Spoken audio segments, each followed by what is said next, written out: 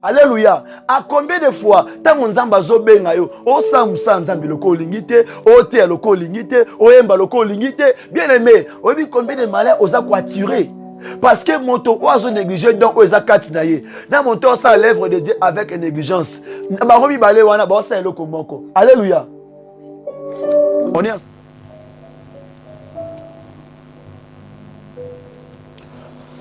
Bonjour, shalom peuple de Dieu. Na pesi bino mbote na kombo na Yesu Mesia. Zambe a pambola biso pona moya lelo. Et puis na kati ya losambo toza nango ya 40 jours et nuit de jeûne et prière. Et puis na programme toza nango pe ya 45 jours de prière. Merci Yesu robelema na service o ezali.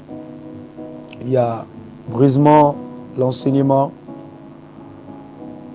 Kosunga était chacun de nous a retrouvé sa place aeba qui il est en Jésus-Christ. Alléluia. Zambe a pambola biso parce que lelo to limite accéder na page mususu parce que notre Dieu, il est un Dieu de l'ordre, il n'est pas un Dieu de désordre. Et là on est logo zana tango na yango. Yango to koyeba ko pambola kompo na nkolo avant de débuter partie o na kati enseignement oyo. Partie ya sika o to lingi to bandalelo. D'abord to reprier pour te payer sa kolo merci c'est matondi pe ko senga na ele susu yo ke la biso ma pa limbisa biso. Et puis makiliane epetola bisika ezwami yo et bomba yo ezala comme vertu na yo. Ainsi que le Saint-Esprit a disposé à son contrôle et à penser à nyonso au sala et au comprendre maloba au selon Paul T selon ba pensée na ote mais au comprendre yango selon Nzambe ndanga lingi comprendre. Alléluia. Yango to kende ko bondela pe ko bondela pona motei to pe orateur Nzambe a kambaye pe a disposé monoko to pe ba pensée cerveau na yinda kota na kati ya lobakati ya orateur et puis to bondela kombo nesu. Seigneur Jésus, la parole dit que tu es le maître des temps et des circonstances. C'est toi qui fis le commencement, c'est toi qui es le début de toutes les choses, Seigneur. To péché, merci pour notre tango oyo, pour na bolamu na okati na biso, merci pour na midi moro kitoko, pour na journée moro kitoko. O tozoyi ba kokoba nango pe na kati ya losambo a jeûne prière na 31e jour oyo. Par ta grâce, ne te télémi par ta grâce, ne te zoloba par ta grâce, ne te otambola. Yawe tikate kombono ekumisa mape esanjolama et nettoiement. Tikate mawana ezali koloba moina ngai moto o télémisi bosa pepe na yo. Et puis oyeba koyoka sumawa na tous les bien-aimés fidèles enfants en Christ. Oya belemi na ta présence pour na Rolanda pour na participer dans l'enseignement oyo. Yawe tikate mawana ezali koloba moko na moko ainsi que ton sang est purifié et rendre biso pur, blanc et plus que même la neige, Seigneur. Tikate na tango oyo que ton esprit est effacé na mishu ya pepe na yo. Ou utiliser nga puissamment yo lobakati na nga papa. Yo pesa nga maloba. Tikate oyeba kolobela peuple oyo autant convenable. Na kombo na Messia, zo contrôle pe pression bisika oyo bandana biso pe zala kati te biso pe sukisa na biso. Na kombo na Messia parce que tu es Dieu comme un seul peuple réuni par ton nom, ensemble par ton nom. Nous te disons merci Seigneur Jésus-Christ de Nazareth. Alléluia. Amen, amen. Zambe a pambola biso na moya lelo. Malgré qu'il fait tellement chaud, vraiment, il y a un message très important pour toi. Message important, vraiment, very, very important for you. Je crois que Zamba weba ko restaurer vinayo, weba ko rebâtir vinayo, weba ko changer vinayo à travers ces messages. Na biloko belé tantôt oye baraté na kati ya message oyo kozwa awa. Zamba pambola bino. Vraiment na tomboli kombo ya katikati na biso pona okoba na moment oyo pour eza facilité soki ete na mosusu. Et puis moto kozwa na tango o c'est votre humble serviteur le frère Paul Bouakassa. Oyo tambwisa ministère de la repentance depuis plusieurs années coulées. Et vraiment, na PSP Mbote, tous les serviteurs, servantes de Dieu, peuple de Dieu, nakati ya ministère de repentance, Libanda, partout, besoin message, oyo, Kolo Apambola Biso. Alléluia. Sans plus tarder, l'autre relevée sur le pardon. Sur le pardon, je sais que le pardon, on t'a prêché le pardon. Vraiment, que la parole de Dieu, chaque jour, et chaque midi, chaque soir, chaque matin, chaque nuit, la parole de Dieu se renouvelle toujours à nous parce que c'est notre nourriture quotidienne. Parce que le lengue oyo qui a le pardon, na le lengue oyo qui a lelo au monde que c'est comme si elo au monde ko baksa misu na kati na yo. Ya ona osenga no ozanabi kina kae na yo, olanda ba point par point parce que je sais que o eza clé ya délivrance na yo, o eza clé ya vie na yo ko débiter ko banda vie ya sikana kolonde clé na yango. Parce que à travers le pardon que Christ nous a racheté, c'est à travers le pardon que ngana to koma ba na Nzambe. Donc le pardon ezali point moi quoi na kati enseignement. Eza point moi quoi makasi que on peut pas négliger cela. Parce que si Christ n'avait pas fait cet acte-là, mais ngana to ngato limbisa mate, eza po andima ki amitika, andima ki amipe sambeka, de yango ete, il a fait le pardon de nos péchés. C'est ainsi que ngana to recevoir ngoluan le oya robengama, serviteur, servant de Dieu, ainsi que peuple de Dieu. Vraiment, je sais que le Dieu que je sers va vous faire grâce. Il y a à comprendre nini wa lingata lisabiso. Sans plus tarder, exhortation, oko comme exhortation. Bapé sibiso na Katia livre à Jean chapitre 8, le verset 1er, tina 11e verset. Na préféré d'autant yango parce que on commence qui est là. P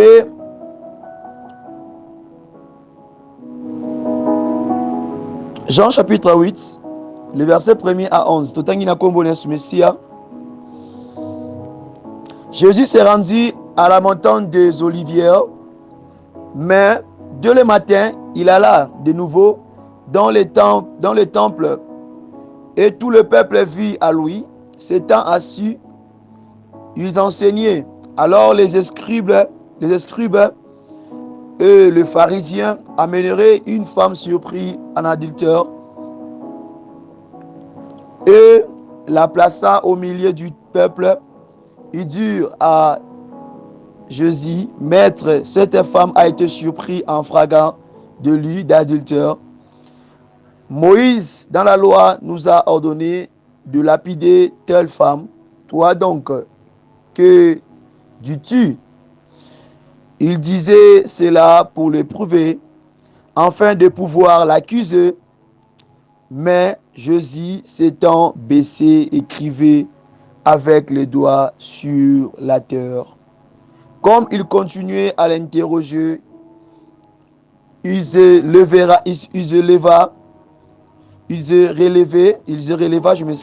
releva et leur dit, que celui de vous qui est sans péché jette la pierre contre elle. Et s'étant de nouveau baissé, il écrivait sur la terre. Quand ils attendirent cela, accusés par leur conscience, ils retireraient un à un, depuis le plus âgé jusqu'au dernier. Et Jésus resta seul avec la femme qui était là au milieu. Alors s'étant relevé et ne voyant plus que la femme, Jésus lui dit, femme, où sont ceux qui t'accusaient? Personne n'a-t-il condamné? Personne t'a-t-il condamné? Elle répondit, non Seigneur. Jésus lui dit, je te condamne pas non plus, va et ne pêche plus. La parole de Dieu. Alors, Jésus, il était là assis un jour à Kendagina temple. Il était dans un lieu là où il fait son œuvre, là où il était en train de œuvrer l'œuvre de Dieu. Alors, ça arrive à un moment, moi Simoko à quoi samaki na kati adultère, bakangeke bakanga qui bazaki na preuve à l'appui. comme que la loi disait que toute femme au bakanyela mbala batu to pena mwasi batu mutu wana esengi faut ba lapider ba bomaye. Mais comme qu'il y avait la grâce et qui na katikati ya peuple bake ba mimi mwasi wana liboso ya la grâce pour la grâce appelle sa réponse pour la grâce yepé aloba par rapport ya loi o euté pa na yemoko. Alors la grâce a talisa ki banga lobiete. Lui n'est pas venu pour condamner, il n'est pas venu pour juger, il n'est pas venu pour te tutoyer, mais il est venu pour nous sauver. C'est ainsi que c'est à travers les pardons que nana tozali lelo obana nzambe de tozali racheter. Zo position malamu longa position vandeli wana. De tozali racheter dans la présence de Dieu. De tozupe makoki okota na kati ya mosala na ye. Alors Christ alobaki na mwasi wana ete tango ayisi pato sabina bango wa mona sel isumute azwa libanga sanini abamba la femme mutu mota bambaki libanga nyonso a se retiraki il en a un pour dire que pour montrer que chacun de nous to sala mabe tango midi pourquoi même ngam nazote ya oyo na betaka libaku parfois na maloba na ngai na misu na ngai na tamboli na ngai. Christ voulait nous faire croire que par exemple que yo ba koki ko offenser yo ba koki o salo mabe ba koki ko mela ombongo ba ko iba ombongo ba koki escroquer yo ba koki ko salo kuma mabe na vie atalisio eteke mabe musu yo salaka o bato mona côté et a plus grave même que le kata o basali yo mais ya limbisa biso yanga lobina biso ete na livre à Jean chapitre 8 verset 1er à 11 et talisa biso ete il y a pas un grand péché, il y a pas un petit péché, tout est péché. Tout acte qui n'est pas dans la loi, dans la parole de Dieu, dans la loi divine, c'est déjà un péché. Et on va tout souhaiter. Pourquoi pardonner? Pourquoi n'intolimbi Sarah? Nakati notation. Luc 17, le verset 1er 4. On appelle ça quelle rotation? On appelle si la femme adultère. On appelle ça Jean 8, 1er 11. Alors on a quatre même exhortation on a bisu été pourquoi pardonner pour nini kolimbisa. Luc 17 premier 1, Luc 17 premier 4, je m'excuse, Matthieu 18 et 22. Dans tous les deux versets ils ont parlé juste sur le pardon. C'est la question qui se pose que au monde que ça dit pas tout na collège messia combien de fois tu kolimbisa mutu so muta salio mabe et puis ça le bien 7 fois. Alors, maintenant, il y a Pierre à comprendre que les 5 garçons de Salomon 1, 2, 3, 4, 5 la journée, 7e fois. De ce Olimbi, c'est bon, comme la 8e fois, Olimbi, c'est susté. Yes, Alobi n'a été zabongoté. Alobi, 70 fois 7. Oh, donc, il y a ça qui. Donc, si on a compris bien, à ça qui, au moins, nous vraiment révélation au madame pour n'a pas ça yango.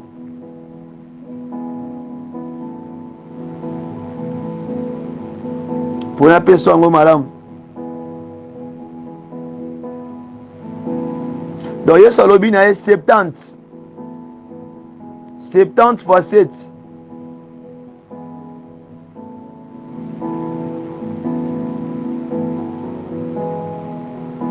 Septante fois 7. Waouh!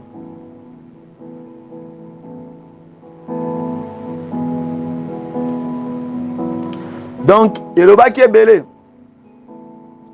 Donc, c'est-à-dire que le pardon, c'est pour tous les jours. Pour 7 jours, le bac qui est 7 jours de la semaine. Donc, du lundi au dimanche, aux endroits où l'imbi samutu. Donc, on va saluer Mabé. Donc, à ça, qui 70 jours, 70 fois 7. Alors, le premier point sur le pardon. Alors, le pardon est un devoir et est une mission.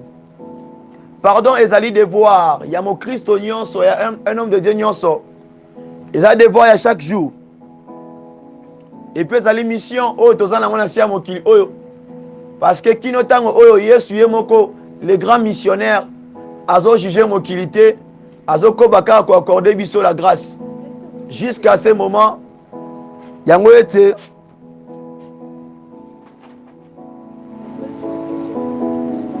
Matthieu 6. 9, 15. Matthieu 18, 21, 22. 21, 22.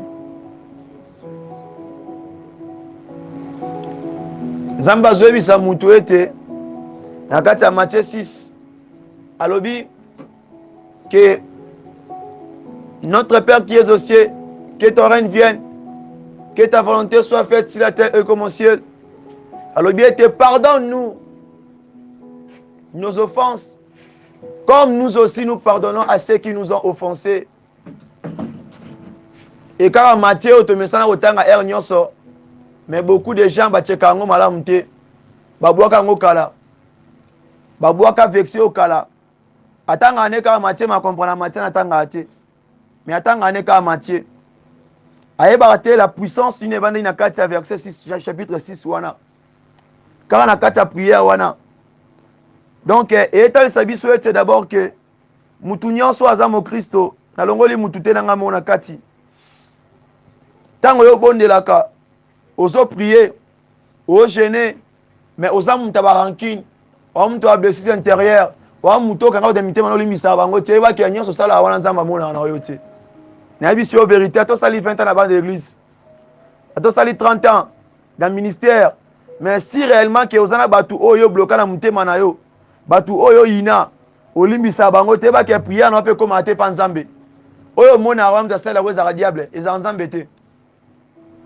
Azo flatter yo pour ebi kozana na kati ya erreur. Pour nous mettre un peu pour expliquer pour éclaircir na kati ya prière oyo. Yesu ntazo bondela. Alors bien été dans le verset 9 dans Matthieu 6. Alors là yom tu es retard. Yom tu es retard. Tu peux ça qui exhortation. La femme adultère, Jean 8, premier 11. Et puis il y a eu une question assez à la femme adultère. Elle dit pourquoi pardonner? Point Olimbisara. Point Olimbisa. Bah, ici on a Luc 17, premier 4. Matthieu 18, 22. Thème, il y a un message à le pardon. Chapitre 4. Et bah, ici on a premier point. Le pardon est un devoir. Est une mission. Nous avons premier point. Puis on va passer sur Matthieu 6, 9, 15. Matthieu 18, 21, 22. Nous avons expliqué 6e chapitre. Dans le 9e verset. C'est Jésus qui prie. Il parle à ses disciples. Alors ça va on dernier de là. Alors voici donc comment vous devez prier. Où est ça? Début à prière, début à marche dans la prière. Donc non mais où est ça so respectant la prière, donc c'est-à-dire que yo au bon de la rato ça la incantation. Aux gens commencent à bandoki. N'a démon. Voici donc comment vous devez prier. Ça c'est Christ qui parle. Notre Père qui es aux cieux, que ton nom soit sanctifié, que ton règne vienne, que ta volonté soit faite sur la terre comme aux cieux. Donne-nous aujourd'hui notre Père quotidien. Pardonne nos offenses. Limbisa mabe na biso, comme nous aussi nous pardonnons à ceux qui nous ont offensés. Peut-être bossa na verset 12 oyo. O bossa na ngokala. Mais on a kata barankine, pasteur, prophète, évangéliste. T'as le nombre de ministres, t'as le nombre de carrières au sali, ton nombre d'années au sali na kata musana nzambe. Na makamabe na mitema na yo, olimbisa batute, mutamabe. Mona ke tellement so passé, on a passé en opamba. Même si on peut ça ba France, on peut ça ba dim et bota et logo te. Et ko boutir et le remonter parce que l'on a le kolama banga. Na biso vérité, na bombeli yote. Christ ndazoloba awa. To bondela ete, pardonne nos offenses. Limbisa biso, lo lenge pe biso lo limbisa bato basala biso mabe. Yo lingi nzamba limbiso me yo limbisa raté. Ato pesara 1 million na église. So limbisa raté, o pesara likolama banga. Ozo kabela ngambongo ya ofele. Pour nzamba osala rien. Ato gange pa nzamba osala elote. Eloko morote parce que vérité ça très bien la kati makomi oyo ezoloba ete pardonne-nous nos offenses. Et ça dans la connaissance, même pas la kati prophétie, même pas la kati révélation, il y a la connaissance normale. Mais na kati ya prophétie, eta so ete soko to sili komi ote, ata yesu lelo, yo ke n'est pas immonté, o sala jamais sauvé. Parce que futur nous a recouffa, ceux qui ont monté au limbisa te, yeba yango déjà, yeba yango parce que notre Dieu, il est saint, il est saint, il est saint. Alléluia. Le pardon transforme nos relations avec les autres. Pardon et bongolaka ba relation na biso na ba basusu. Romains 12, 18.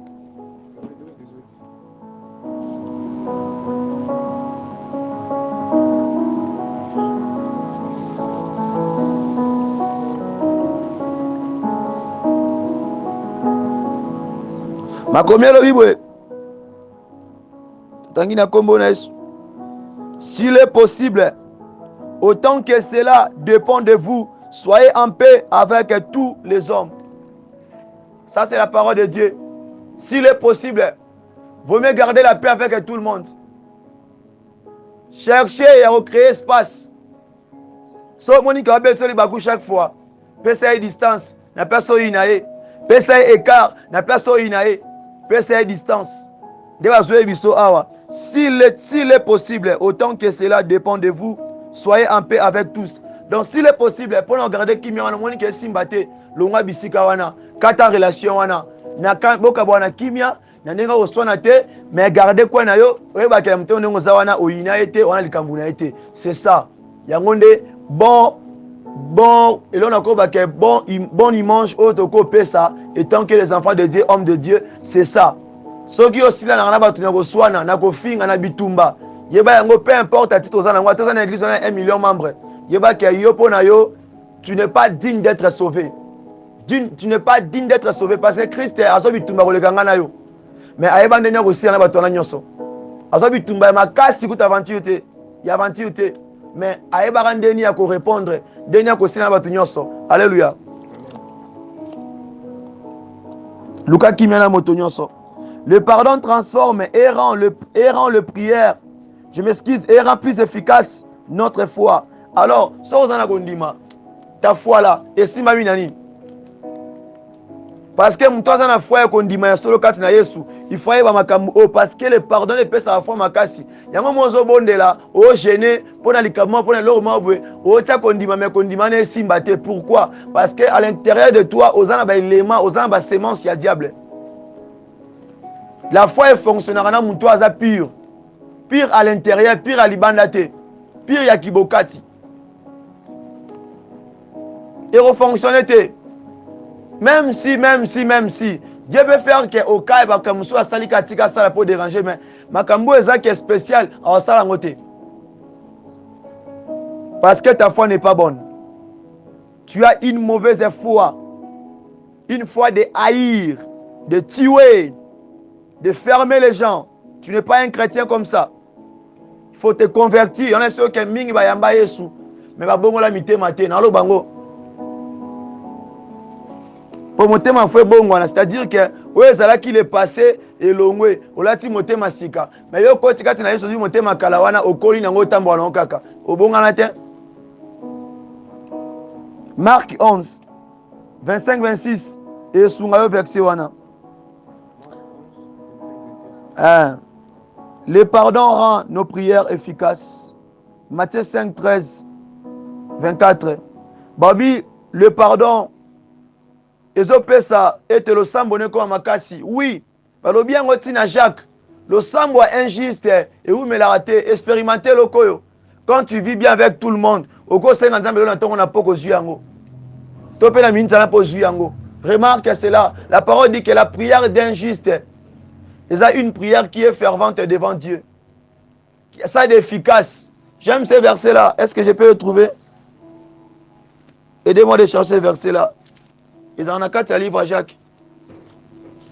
En quatre livres à Jacques, il y a que P des chapitres là. Malgré ça, en quatre enseignements, mais Dieu m'a fait grâce quand il s'est sous ma écriture.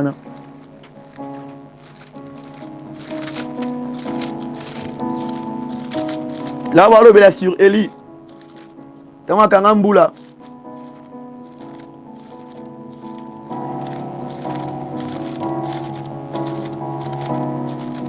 Na kati ya livre à Jacques. Ezala nango mulai makasi te. Akozala voisin hébreu. Ya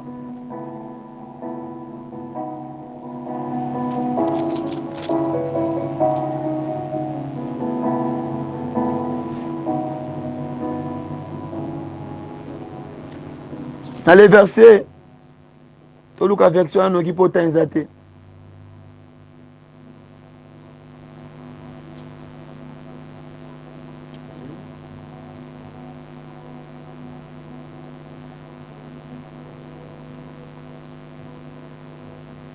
Alors, où est-ce que je suis?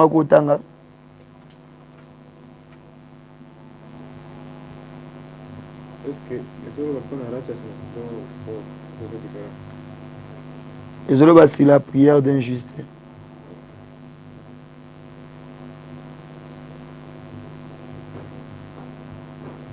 Alors, bien abisso dans le livre à Jacques, James chapter 5, le verset 6 et 16.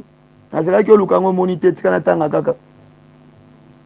Confessez donc vos péchés les uns les autres et priez les uns pour les autres, afin que vous soyez guéris. La prière fervente du juste a une grande efficace. Yoka niveau. Yoka niveau. Ce que tu as là, au bon de la manière au bon de la. Nakati na nini. Nakati na nini. Babi prière mutwa juste ezara na efficace. Yango mona abana mike ba 5 à 6 ans sora ndimeli Yesu na tawana. Il y aura des miracles. Pourquoi? Ana baranki na batute. Mutema neza pembe. Oui, nous avons utilisé puissant parce que la carte n'est vide. Très important. 2. Le pardon est une puissance, je m'excuse, source de libération. 2. Le pardon est une puissance, est une puissante source de libération. Et bien,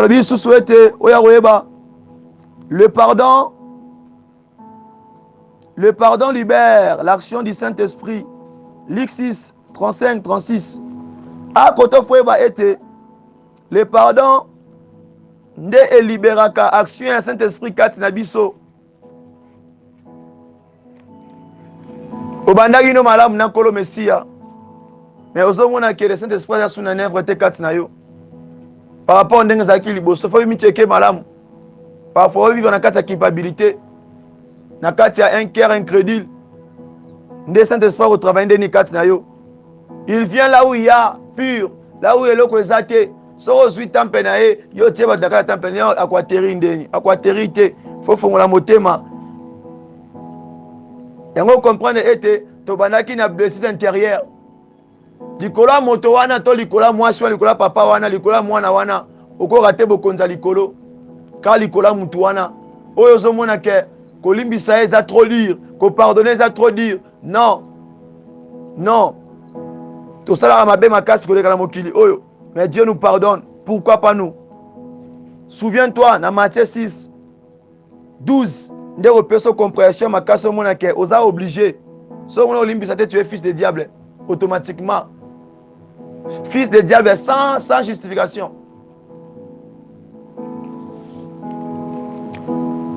Deuxième phrase.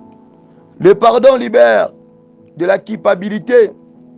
Le baki yango utavana koma wana. Et du ressentiment. 1 Jean 3, 15. Pardon et l'ongola mutu culpabilité. Oh, ça n'a culpabilité. Il y a culpabilité. Depuis mon temps, ça m'a depuis 2000 ans. Depuis 2001, 2002. Yo gardé un moti ane asikato kota. O monte o minyo kwa no pamba. Oza 0 mètre. Muta musika zokoma. Ah. Nabi Matthieu. Nabi Jean 1er chapitre 3 le verset 15. Oza 0 mètre nangai. Muta musika zokoma kutu sans problème.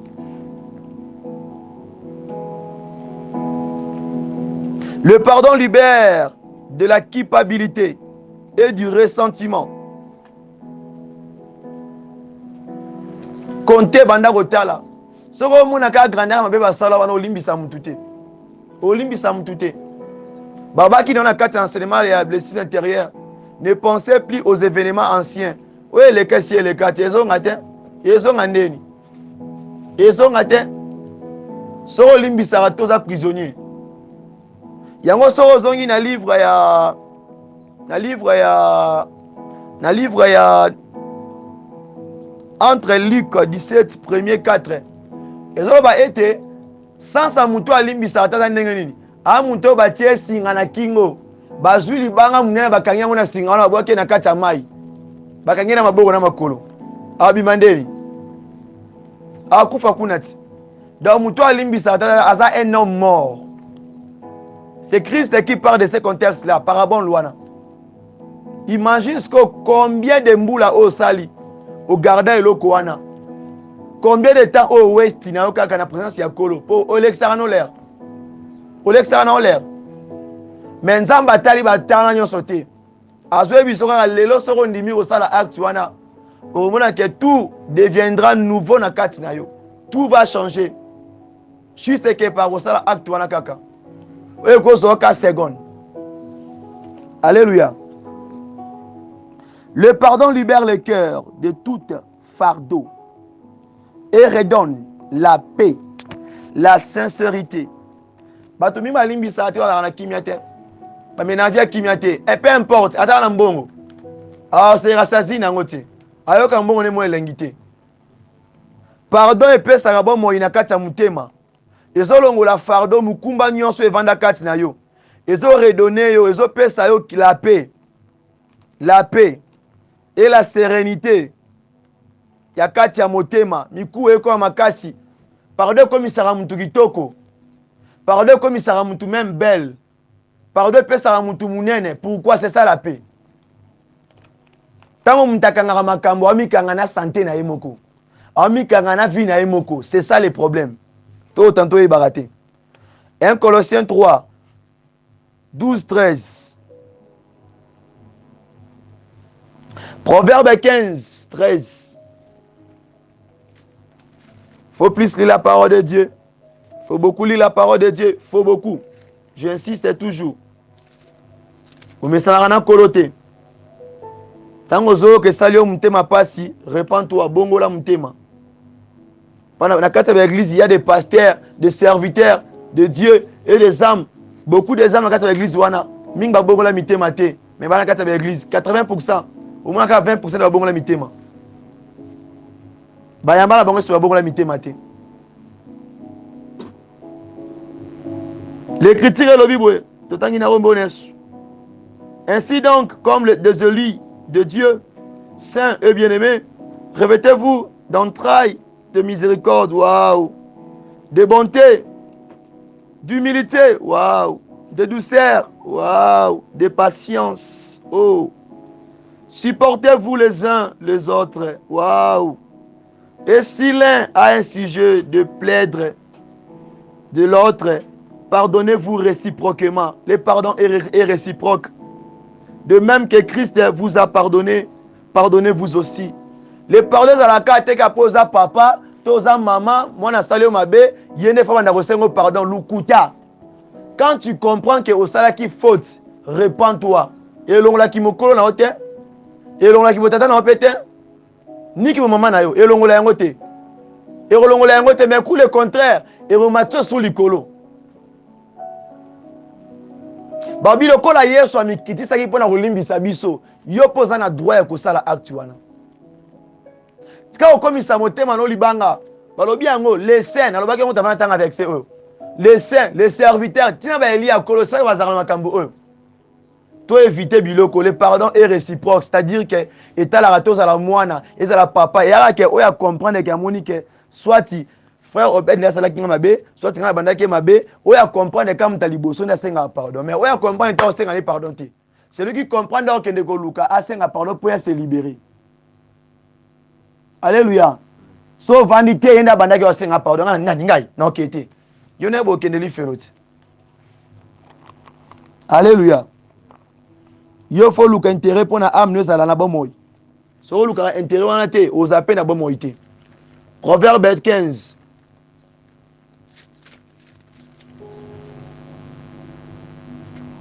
Le verset 13. J'aime aussi ce verset. Un cœur joyeux rend le visage serein. Waouh! Waouh! Mais quand le cœur est tristé, l'esprit est abattu. Pense à combien de fois que tu as gardé ton cœur dans la tristesse. Et à combien de fois que le Saint-Esprit a raté na ote. Azaraté. Oyokande va intensel azaraté. Pour cela, et faisant le bien, n'attristez pas l'esprit qui est en vous. Tant que vous avez un stress,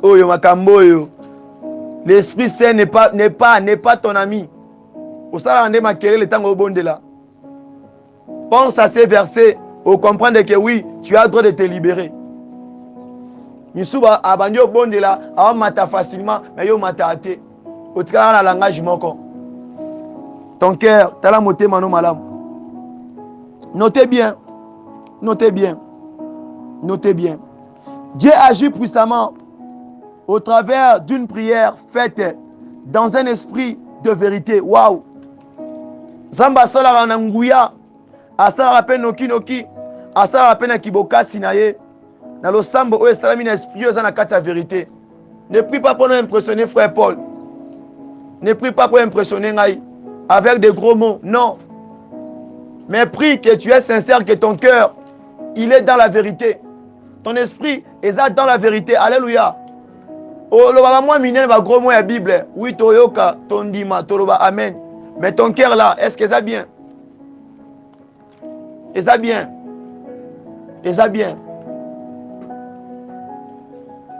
Luana ko luka ta o mutema ne ko mapio. Bana ko luka pardon ko na motema na yo. Libéré. Bana ko luka moi même nanko. Obimisa batona kati ya motema na yo. Chaque année ko ta kaka, anasika na makambo de motema na yo. C'est pas bien pour un enfant de Dieu. C'est des conseils. Et on continue. D'amour et de miséricorde.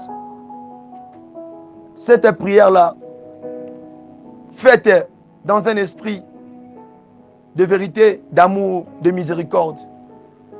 Zamba lingara lo sambo tango esalema, mutana kati ya vérité, ana bolingo, ana kati ya mawa, azoka mawa. Ota ke sweza kinga na saki lokwana, basalinga bongo. Enya sepa nango. Donc, il faut que mitera na pesa baninga basusu pour comprendre que pourquoi olimbisa. Pourquoi olimbisa?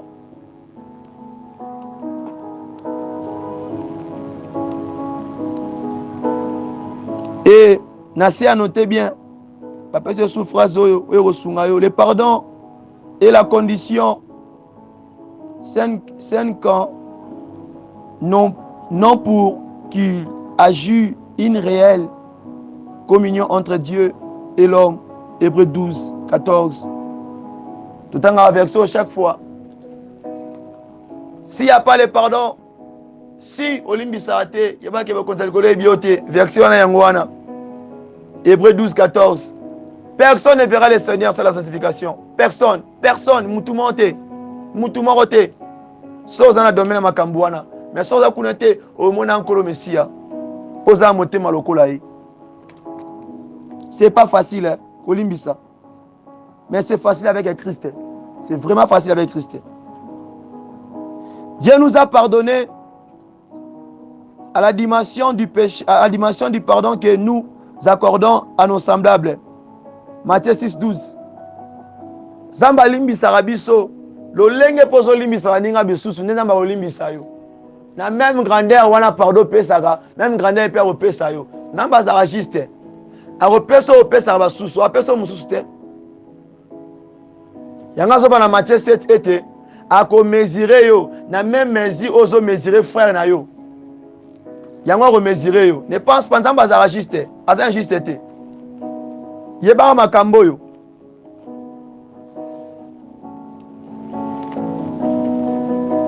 Une personne non pardonnée est semblable à un prisonnier dont la peine a purgé et sans appel. Waouh! Matthieu 16, 19. 18, 18. Jean 20, 23. Matthieu 16, 19. 18, 18. C'est-à-dire Matthieu 18, 18. Jean 20, 23. Moto oyo, une personne non pardonnée. Moto o balimbisa été. Moto balimbisa été. A moto oyo, alo lenge mona prisonnier azana kati ya boloko. Ana dossier te. Moya que le tribunal les a te, pour ana dossier te. Donc avant d'aller dans la prison, c'est ça la vie. Quand tu ne pardonnes pas, c'est ça. Mais quand tu n'es pas pardonné, viens montaner zabongo. Donc au fond, dans la boloko, avant d'aller gaga. Avant d'aller gaga. Avant d'aller gaga. Troisième point. Troisième point. Le principe ou les étapes du pardon. Le principe ou les étapes du pardon. Comment évoluer avec le pardon? Premièrement, il faut immédiatement demander pardon dès que vous reconnaissez nos torts et accorder le pardon dès qu'on nous le demande. Tango yebi ke tango wana mabe mo esalami que yo connaître que eza mabe o sosoli ke le eza mabe mutana zokisio tango asengi yo pardon limbisa imbala moko ozela aprete ozela lobite ozela mukolo mosusu te kaka wana mbala moko. C'est ça le principe du pardon. On pardonne et on oublie de continuer le chemin. Et par là, so boni que simba te boza esika ma faut se séparer. Pour éviter les bakou. Pour éviter les bakou. Limbisa po ba limbisa yo. Matthieu 5 23 24. Matthieu 5 23 24. Marc 11 25 26. Pardon zara likambu yondo sosola. Oya comprendre que zaki ma besenga pardon. Ozela te ya osenga yo. Même si yenda wumeli na mabe wana osala yo. Senga ye po osa quitter. Olongo na caisse wana. C'est comme si vous avez des personnes à casa tribunal. Bo samba. Est-ce que so bo close caisse wana est-ce que ba tika yo? Même si vous do funda ki ba tika yo. Si bo close caisse wana c'est pas ça. Là tu ne seras pas interpellé. Deuxièmement, demander et accorder le pardon avec un esprit d'amour. Olimbi c'était pas pour la olimbi ça est. OK olimbi c'est ana limbi sioka. T. Pardonne-lui avec un esprit d'amour et de vérité. Limbi ça est ça le quoi boye bana raté, le quoi bon na répéter, le quoi ça mutasika na misu na yo. C'est-à-dire o effacer o bossa ni nyonso o kuta kati na ye ya mabe wana o asala ka yo. Oublie cela. Même si a viola yo, même si a sundola yo, même si a boaka yo, même si a skrokombongo, c'est ça biloko za charnel. Parce que tout le monde a mokili o eza muke. Mais o eza lobi eza mulai makasi. Na vie, na bien, na mabe wana. Donc pour éviter biloko wana esimba o telobi, éviter biloko to tanga awa. Pour mon vie éternelle, pour mon vie à malam, pour éviter ma malheur wana. Yango yo ça me konzana bina yeke na yo sala radi commandement to ça me beko na nkolo. Mais je le kuza biloko pesa ba bazanga aboyaki. Pourquoi? Musa o sa bolam. Yo nga si so sala ba ONG o pambola ba tu ole sala ba tu. O boko la ba tu. O sala ba dona yo. Mais so limbisa te o sa musala punda. O sa musala elote. Parce que punda kima mais azone lo monte. Musa nega o kima kaka. Akoma apeka ate biska kendala. Même si, na répétez bien, même si, pour wane sa yo na nzambe, o mo ande mutema na yo. Dans des yango bisko mona ke bazo ba ke notre Dieu amona libanda ta mona rande kati wande za pona makambu wana yate pona ote bilamba ote chipa mukuse ote na tabise na ta soutien te. Kati aza pona biloko wana parce que aza pona ko sauver âme.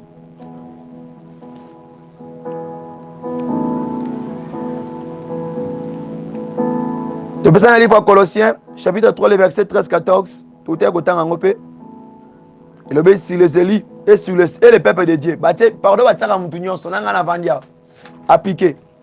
1 Corinthiens 13, 7.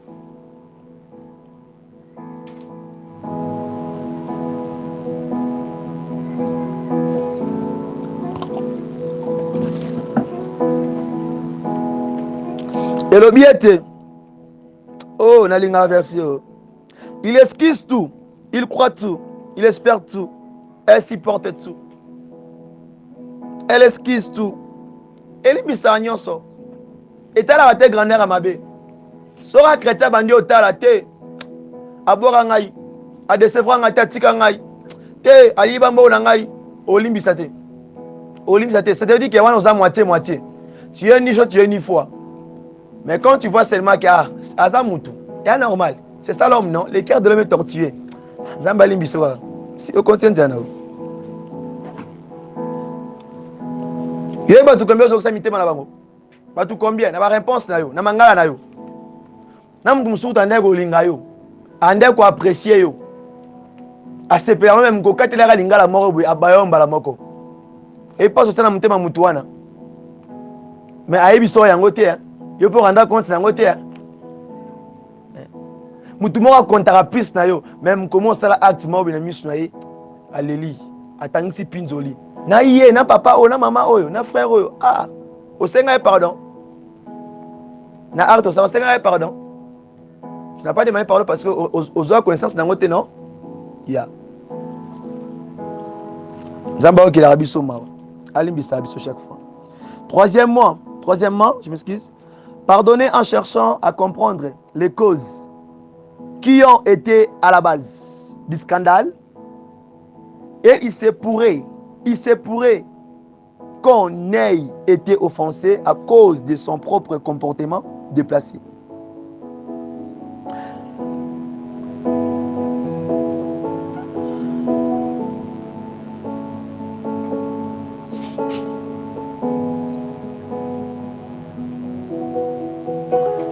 Pardon, je suis faut banda rappeler qu'on vend l'hôtel au bique oui na fautif. Nam na bande mabe pour ya matabongo. Te limbisa. Limbisa na mukuse. Matthieu 7 3 5. Zamba mesure moninga. Ta ko so so mabe na oteza pasi. Zambe pas agosta le peloté. Quatrièmement, il faut immédiatement et effectivement, je m'excuse, pardonner, en oubliant tous les événements passés.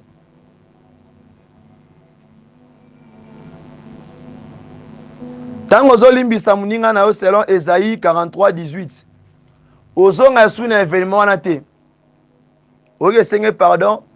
Ote na yo limbisa nga pondenge na violaki yo, ndenge na yibaki yo mbongo, ndenge na sundolaka yo, ndenge na kosaka yo te bakendaka mbala moko. Soit bonjour ou se présenter te na to soin te na to bunda te. Mais na juste pas na yo. Po na yebiso ke olimbisa ngai. Na acte mabe nga na salaki yo, na acte mabe nga na salaki yo, non déterminé. Acte mabe nga na salaki yo. Limbisa nga po na acte wana. Vous rappelez le 25, le 28, nous avons dit que nous avons dit parce que au cours la musasu pota wana. Yango il n'est pas digne que on rappelle l'histoire wana. Kende kambala mako pesa pardon wana pour juste un conformer phrase na yo ne dit pas que oh non, na yo sengo pardon, na yibako mbo na décembre au la musasu pota wana. Au moins bo bundi be bisika wana. Pardon va senga avec sagesse. Exemple, le pardon de David à Shimei, 2 Samuel 16, 15, 12. C'est un fond non vibreur.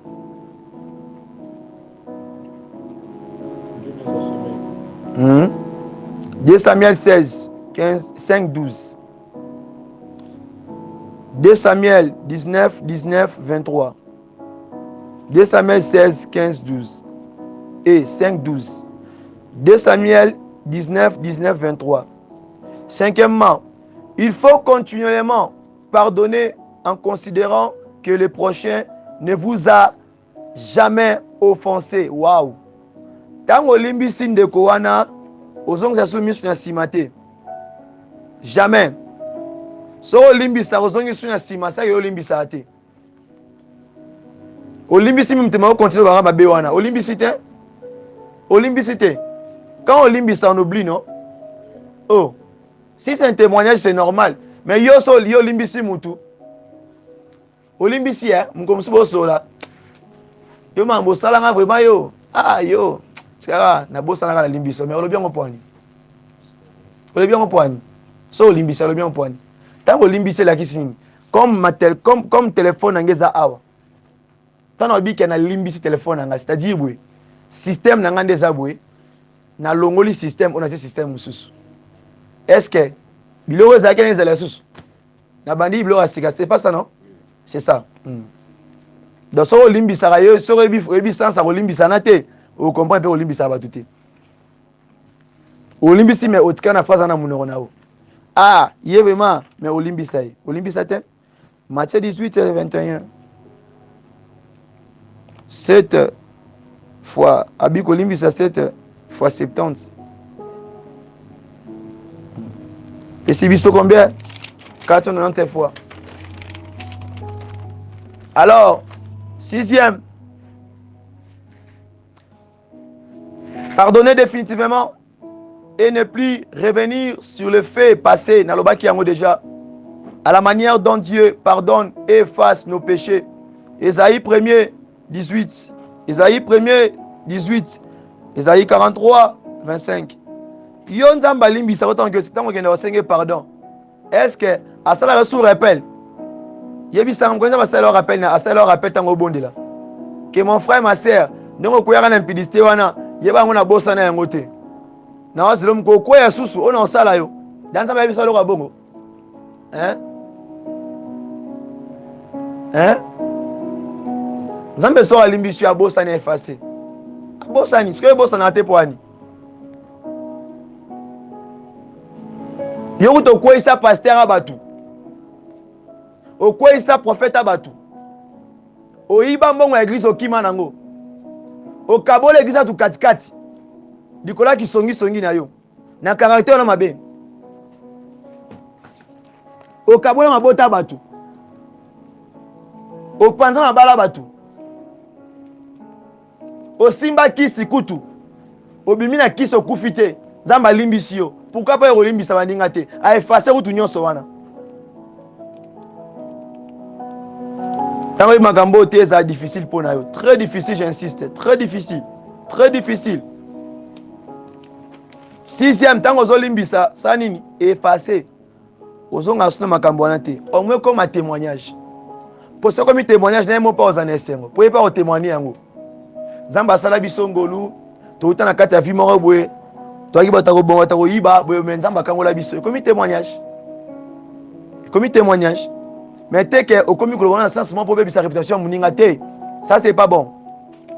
Septième, il faut pardonner et demander pardon dans la prière. Balimbi sardan ne faut pas n'ana kata obonde ya yomorona. Surtout makambo ewumela wana. Faut esa non nzambi papa limbi sangai. Pona limbi si mutu wana, o limbi sa kata prière. Après o senga pardon physique. So zana musika, o sali audio to bengie, o s'excuser. O senga pardon. Ok, c'est ma parole, le roi m'a boudé moutou. T'as limbi ça, ouais. Moi, on s'est pardon, t'es. On s'est pardon aux ima. T'es.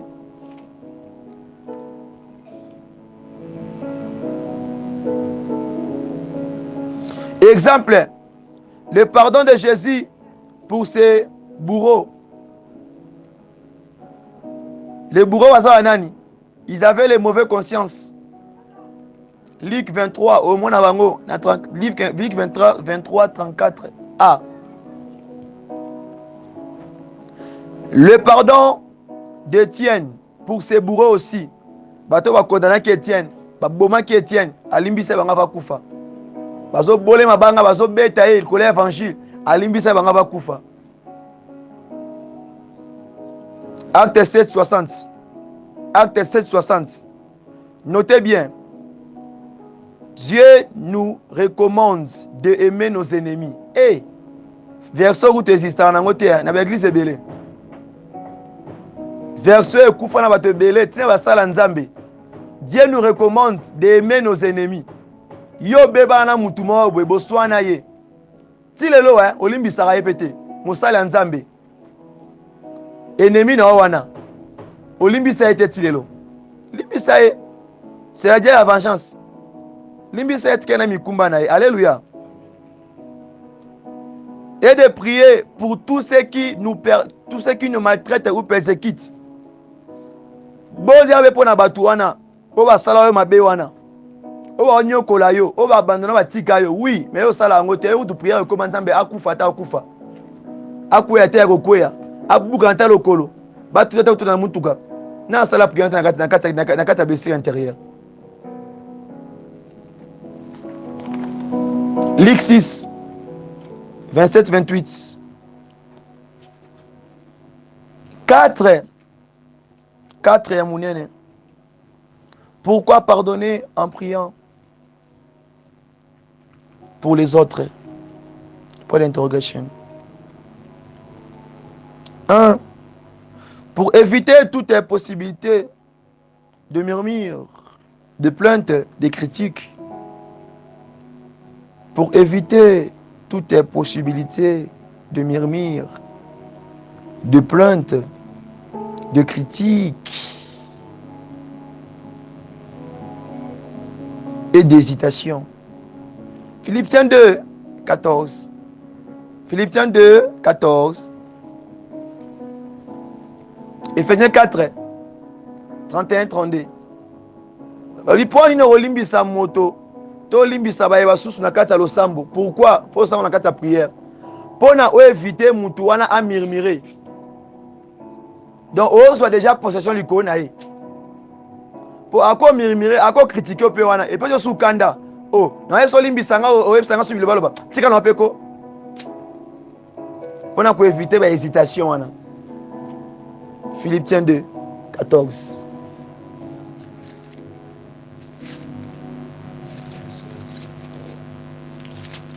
Très important, à ne pas oublier, à ne pas négliger cela.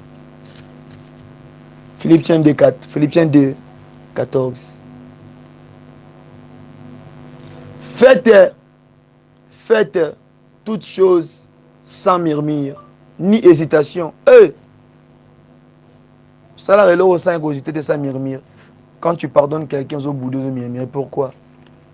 Pourquoi? Prends l'autorité de la prière. 2. C'est dans la prière que nous recevons de Dieu la force de pardonner dans un esprit d'humilité. C'est dans la prière que nous recevons de Dieu la force de pardonner dans un cœur d'humilité. Nakata prière nde okozwa force penguya kolimbisa mutu asali yo mabe. Eko uta kati na nkolo pe na komikitisa otia lolendo te.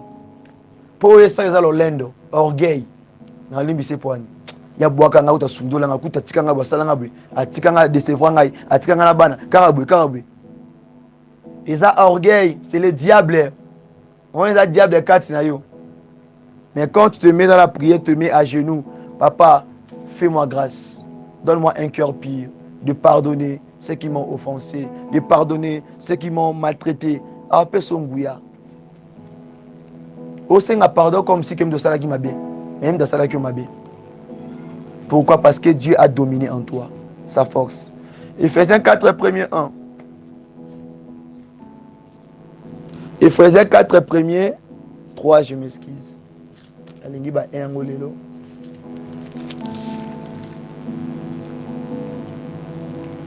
Je vous exhorte donc, moi les prisonniers dans le Seigneur, à marcher d'une manière digne de la vocation qui vous a adressé, qui vous a été adressée, en toute humilité et douceur, avec patience, vous supportant les uns et les autres, avec amour, vous efforçant de conserver l'unité de l'esprit par les liens de la paix.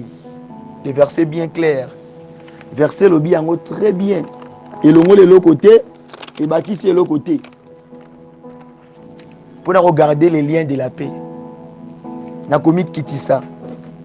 Nakomi Bouka. Le verset est bien clair. Et bien clair. Et édifio et exoteo. Pose ma casse à Kolimbisa. Parce que dans la prière, nous entretenons notre communion horizontale avec nos semblables, notre communion verticale avec Dieu. Dans la prière, nous devons garder notre communion avec les païens, avec les méchants, avec des personnes qui ont sa vie sur ma baie, pour ne pas que ce sujet n'aille pas Moussa Lanzambe, n'aille pas pasteur, n'aille pas frère ou entendre Ngazali. Et puis pour garder relation en colo, papa yokelanga mawa, limbisanga pona kweki, pona betaki libaku, atambola ki mabe, garder relation na yo. Romains 12, 18. Hébreux 12, 14. Romains 12, 18. Hébreux 12, 14. Dans la prière, nous apprenons à renoncer à nos droits charnels. Ah, oui, ça la ronde yangoyo. Et à des désirs avant toute la bénédiction du prochain. 12. Romains 12, 19, 21. Ah, maintenant c'est la vengeance. Dans la carte à prière, aux oye kolanderni ni yako bengana. Yako telemela. Ba droit no ya kibonzoto. Zoto zoye biso olimbise ndeni po ya sundola yo. Abokola ote. Alesa yo te. Yende mutabe bisa ki bomwasi na yo. Ça c'est le corps qui te réclame. Yende mutasala oko ma pauvre. Tu n'as pas le droit de lui parler. On est en zoto. Parce que dans la prière, tant que la prière au quotidien gêne. Papa na lingina s'est libéré. Donc au dominer le colo sur quoi nguyano ya nzoto. Pour égotina yo été babina osa ko se renoncer contre ba droit na yo charnel. Ya mona mtu mingi soki mtu mususu so akutana mtu asale mabe. Baby se etalimbi so to kabelo kwa zolela. Iwa ke moto wana motema neza mama na libanga. Eza souka ya kobeba. Eza plus méchant. Donc il est capable ya koboma mtu wana. Il est capable. So tike l'occasion ba koboma mtu wana. Abomai. Na plusieurs dérivés. Pourquoi? Parce que loi charnelle ba droit wana est commis supérieur na ye. Son esprit est commis faible. Et l'esprit devant se kotikati na. Dans Romains 12, 19, 21. C'est à Dieu la vengeance et la rétribution. Et puis mutu abongo akolingata mona mutu wana bonga na misu na ye akoloka ye. Osalaka yango. Ya osana via bien ndeni. Soki ya sundola ngai, soki ya bwaka ngai, soki ya tika ngai. Osalaka yango parce que olimbisaka te. Mais lelo Nzamba o condamner yo te. Alingi o changer mutema na yo. Atanga ki obesir intérieur, conséquence ngoni esala na nzoto mutu. Ba di combien euro cause na kati ya foyer na kati ya ndaku na yo. Kali kola pota moko kangela mutu wana. Dikola mutema be moko sala pona ndeko na boya olimbisa ye. Et ko bebisa même ndaku na yo. Même yo moko mutu wana. Alors sur le pardon, sois sincère. Donc mutu alinga mo ate muninga a progresser pour asala mabe. A progresser ndeni, OK poto ndeni, a bala ndeni, a bota ndeni, soki ayibanga mbongo. Oyo Nzambe. Toi tu es Dieu. Et bon sois Nzambe pardon. Toi tu n'es pas Dieu. Si quand Nzamba sala musana yi, yo komi Nzambe mo sunga Nzambe.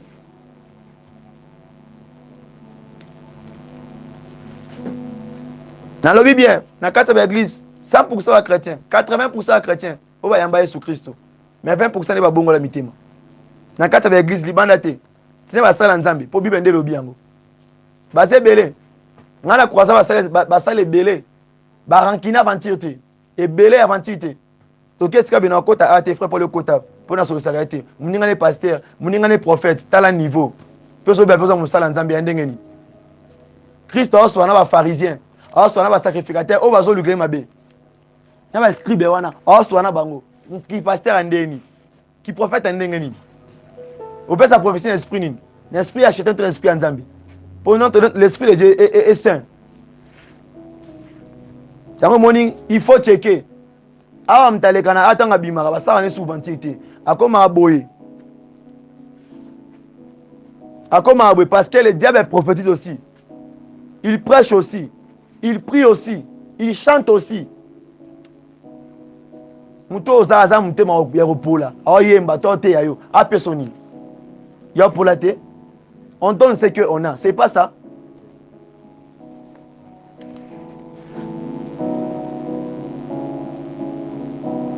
Dans la prière, nous sommes réellement libérés de toute amertume. Amertume, ça va mingai. Ba mara, ba passe à vie. Ba douleur, wana mona wana le kanango. Sur la carte de prière, nous allons se libérer. La carte de prière. Vous me retrouvez en lipa, mais vous en kimia. Pour kimia le kilipa. Kimia le ki fufu. Kimia le ki soso wana rolia. Et le ki même libala ozoluka. Même voyage de luka wana. Ming va voyager avec va poto wana.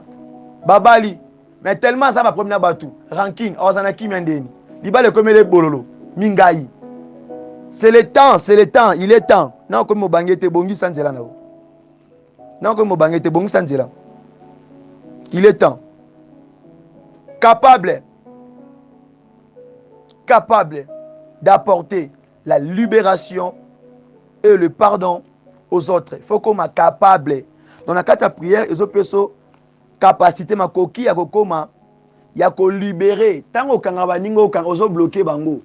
Tant au limbi sarato ozo bloquer batu. Pe oza komi bloquer yo moko. Yango zo mono zo bonde le kwa lo ni mozo mono loti. Vanda komi checker vino madame. Zo miroir, ndongo tara beauté, mi tala pe bongo. Apparence ozo pesa. Na oza kati, neza ndenge moko. Ngana na kutana basale ebe na mboka o surtout na mboka oyo. Ba rankina niveau liboma. Ebele na kutana bango. Ebele na travailler na bango. Pendant que ça va mission. Tokota boya okota ta suki na porte. Tokota o te okota za na bien na kota te. Oh. Yo za mosala nzambe pona ni. O mona ngo pe réel na muto o mtebe taxi moko. Yo vande otala mpanzi mosala nzambe. Ya lukuta. Ngaso na kutana mosala sa etala oza mosala te. Wa mosala diable nzambe te. Ko sa ba wa ebiote ngo ko sanga te. Po nano obukani te. Mabeli nango yo limbisa te. Yo kuto bebisa osala mabe ya koleka. Obotra mibala batu. Olongola bazemi. Oboma batu ya oboma na masasi. Mais yo basali oka ya mukie ka wana. Soit injure au gravant na mutema na yo. Asimba nga bisikanga linga te asimba po ozana yo nzambe. A senti ngai na zalaka. Yo nde na nzambe. Li felo ezela yo bongola mutema. Ya trop tard te. Yoka sonite. Et nous demeurerons, yes, dans la présence du Seigneur. Donc tango sala ba loko gazo ba awa. Et au permettre au vandande na présence ya kolo yango vandara te. Yo tara nde makele prière ozo nimba ata na moyo ozo la pongi. Même pas fatigue. Pourquoi? Po bakanga yo déjà omikangisa. Yalo mteke na police obike officia na te ka drogue. Officia na fele mwata mwasi. Officia na yiba bla du lobby. Oh, pesa maboko. Ba tio ba kaka, ba ko na prison. Mais pas nzambe za bongo te. Soko se donner ça c'est nini? A limbisio, a libérer yo. Hébreux 12, 15.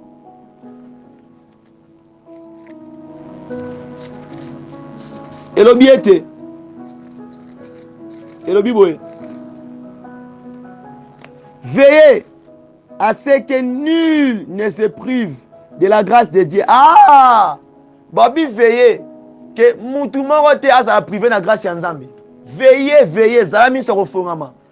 Ngana za na principe moko na tangisa ngo bana nga chaque fois. Nga so beta nga libaku na peso distance. C'est tout. Na kofinga ote, na obundisa ote mais na peso ka distance. Na peso bembote bonjour boni bien. Mais na invité yo. Pona beta libaku te. Na sali verset le biete. S'il y a des personnes baso kanate, mwa kende wapi? Na gauche, mwa kende na droite.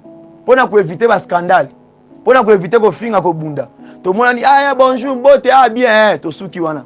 Ndamda kenzela na ye. C'est ça non? Alobi à ce qu'une Rancune, racine d'amertume, il y a racine d'amertume, poussant des rejetons, ne produisent du trouble. Ah! Et là, vous voyez, bandé yangoana. Donc, au bout, il faut, Bobby misa racine, moro ya nini, il y a trouble.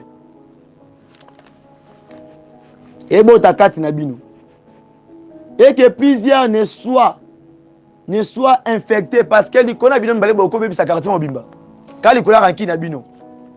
Et côté pasteur, et côté papa, et côté na ba maman, ba tout nyonso. Quand les couleurs rancune na bino wana. Donc, il faut au bout ya bilo. Yo mona ke ba famille na biso oyo. Ya sola tena leki. Leki aboti bana. Bana bazwe loko wana. Bana baboti, bana mape aboti. Bazwe loko wana. Pona makambu oyo. Skota likola des personnes. Bobomi tribu mobimba. Tribu mobimba, bobomi tribu mobimba des personnes. Skota oyo sala wana. Pe olakisa na bana. Poso sale ki nangana te. Pona toloba na te. Ma pasteur. Ma prophète. Pas pasteur. Soni pesate. Qu'on évangile nini wana.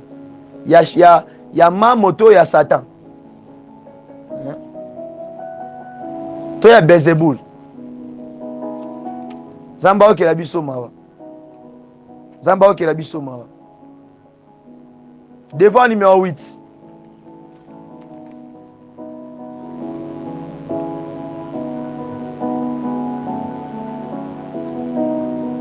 Devant numéro 8. Première question. Établissez des listes. Cela va liste mi balé.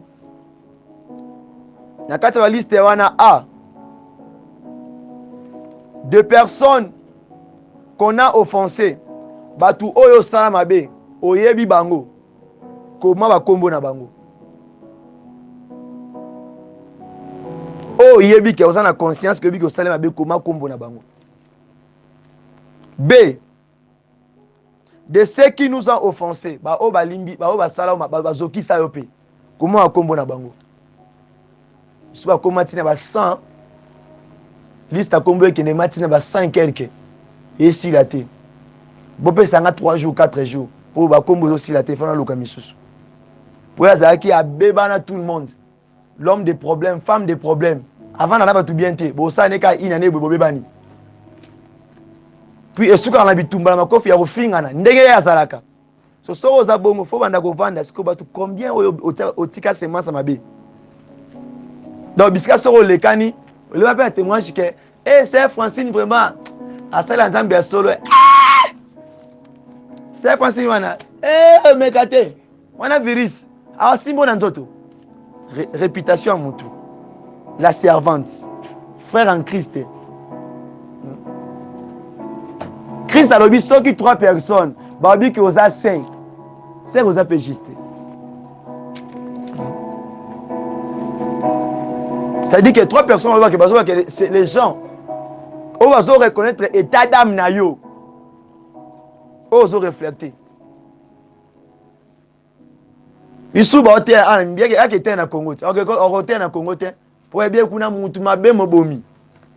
On est na Congo Monsieur on na poto mais on a bien oté pour ana réputation mabe aventure. Deuxième question. Demandez, Babi n'a demandé pardon. Demandez pardon. Deuxième question, demandez pardon. Et ça, on a deux volets dans le cas.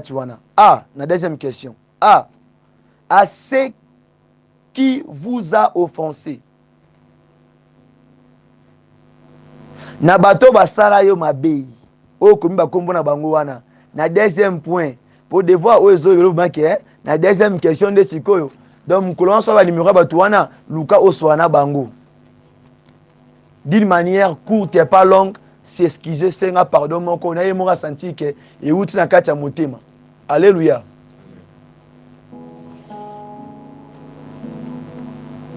B. À ceux qui vous ont te aliboso na o basalo mabe. Awana. Bato bas donc renverser au teka B. Ande commission B. Donc effacer noter. Changer qu'à lettre. Donc, a ezalaki à ce que vous avez offensé, à ce que vous avez offensé, na oyo salama B. D.A. B, ba oyo sikoyo, ba sala yo mabe. Limbisa bango, pardonnez bango. Ata ba kufa limbisa bango. Na kata prière na yo. Papa na limbisi mutentel, na limbisi, na limbisi, na limbisi, na limbisi na fongoli. Fongola vie na ye. Tika yo sandoki te, pona komi lo ndoki we. Ndoki te parce que ndoki première maintien ezaka nini? Alimbisa ate. Ayina na motema lingo sentir te wala ne ndoki. Pato ayeba kindoki te, kindoki ya mwana yo. Kindoki bande ya mwana, frère kindoki ya mwana. Po so ba pese mambelo bomai. Bomai, o épargner te. Kindoki nde ya mwana. Frère kindoki nde ya mwana.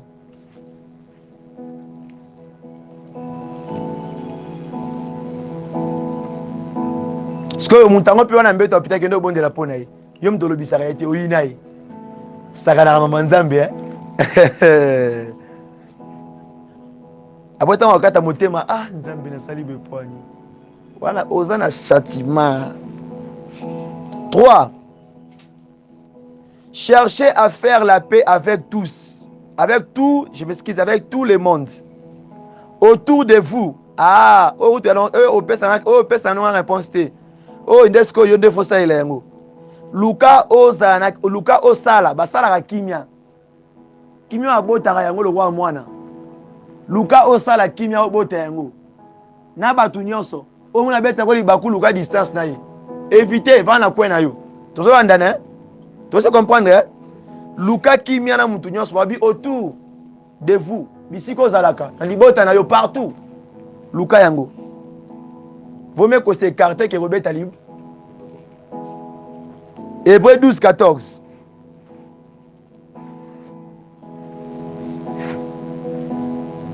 Alors, recommandation dans 4 devoirs.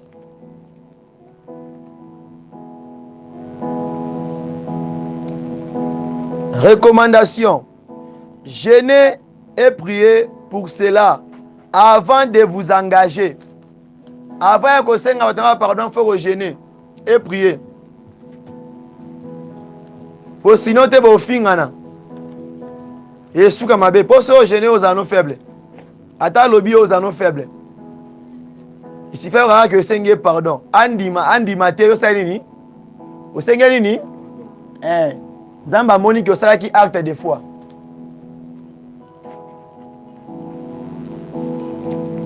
Donc, mercredi, on a 0h. Si on a 18h, bah, si j'ai déjà ma prière. Oui, on a rebondé là. Bah, je vais à la chaîne, on a été. Pour aux alamuntoro se consacrer. Au vendi hors des personnes au Abel Solibakou. Évitez tout le monde.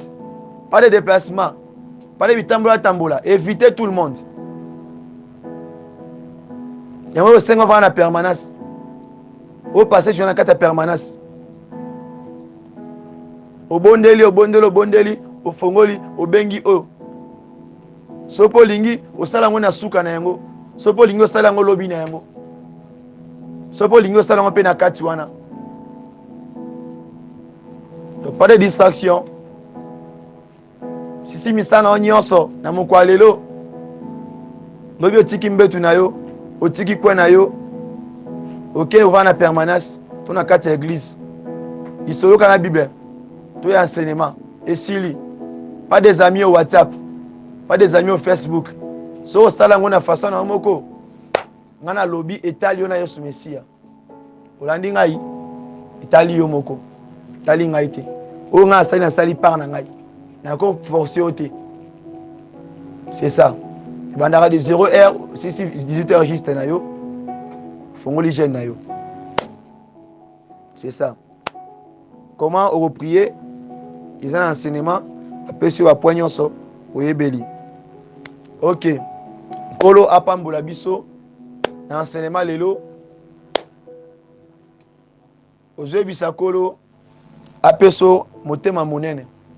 apeso un grand cœur alongolo motema be oza nango wana alongolo motema koyina oza nango wana alongolo motema wana misu basilika asiki sikoyo na aseki ne eleki nango me yo bongo te pourquoi ozobondela ozoyebisa kolo na kombo na Yesu Mesia ozoyebisa kolo ozobondela ozoyebisa Nzambe apeso motema wana l'Esprit Saint est dominé kati na yo osala prière wana lokola moto wana kati ya boloko asali 20 abimaka te amoni moto akobimisa ye mokolo wana akosala tu abeyela ye ayoka ye mpo abimisa bisika wana nde lolenge ozobondela obondeli na kombo na Yesu Mesia.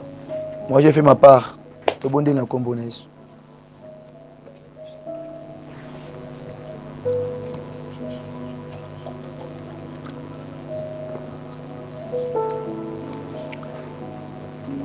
Père de gloire Sabaoth, te pèse merci, te commissi kombo na yo pour l'enseignement sur le pardon, sur cette vérité, sur cette révélation, sur cette clé de la vie chrétienne. Merci Seigneur Jésus pour naman sosali. Merci pour nabola munayo. Pesa biso mitema ya kolimbisa, mitema ya minene. Pesa bana o pesinga mitema ya minene.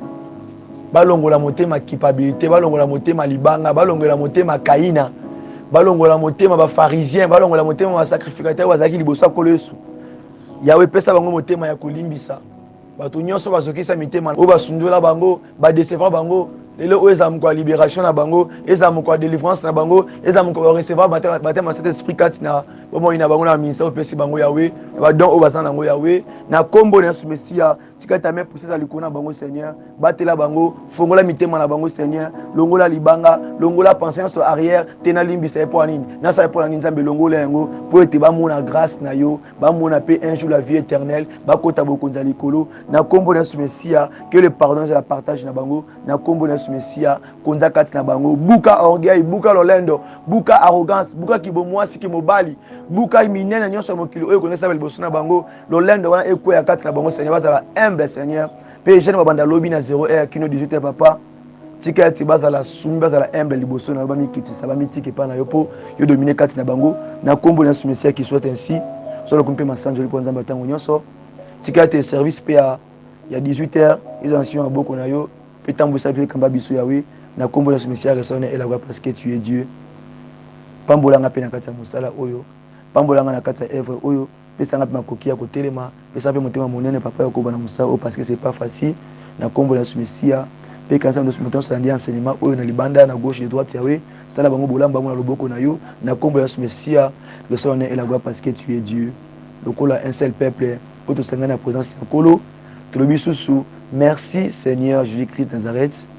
Alléluia. Amen. Amen. Amen. Bisous à ta français. Merci Seigneur Jésus-Christ. Merci Seigneur Jésus-Christ de Nazareth. Vous répétez car oba lobi wana. Oba amen. Il te pose sur bisou amen. C'est on zobi ça. Bisou que gloire et louange à toi Seigneur Jésus-Christ. Yo. Olozongi Seigneur lobi amen. Donc yo nous clôturer prière au quatre prières. Parce que amen défait la prière. Donc yo faut zongi ça oba lobi na monoko wana. Palobi no shalom yo lobi amen. Oh. Osale le rotin. C'est ça. Son nzamba pambolo amen, c'est normal ça la bongo. Parce que yo abisio tobi gloire le kumezo n'est pas kolo yo lobi amen. Au canceler ni. Amen is that for agree.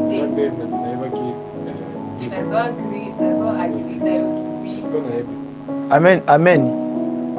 Oza onima wipu kwa hiyo pesa ye honneur na yote. Seigneur kumisa mana yo amen. Tumba mana yo amen. Te pesa ye pe na tour na yo. Na pesa na mungongo na ngai mati.